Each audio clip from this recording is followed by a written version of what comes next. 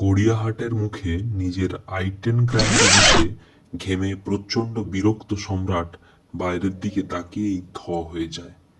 বৃষ্টি এক ঝলকে জীবনের অনেকগুলো পুরনো খাতা খুলে গেল তার সামনে। খুব অভিমানী মেয়ে, মেধাবীও, একই কলেজে পড়লেও আলাপ হয়েছিল থার্ড ইয়ারে। সে এক অদ্ভুত অভিজ্ঞতা।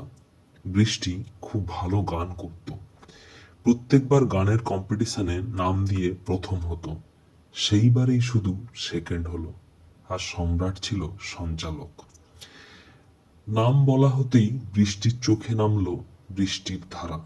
ব্যাস, একে সুন্দরী, তাই ক্লাসের মেধাবী ছাত্রী। সম্রাট তো কুলে জল। কাছে গিয়ে বলল, এ মা, কি বোকা মেয়ে তুই! এইটুকু ব্যাপারে কেউ এমন করে বুঝি? নাক মুছতে মুছতে বৃষ্টি বলল, ধ্যাত, ও তুমি বুঝবে না। তুই বোধহয় এখনো মন খারাপ করেই আছিস। না হলে চল, এই ওয়েদারে এক কাপ কফি হয়ে যাক। এভাবেই ওদের বন্ধুত্ব থেকে প্রেমের শুরু হয়। কি দাদা, ঘুমিয়ে পড়লেন নাকি?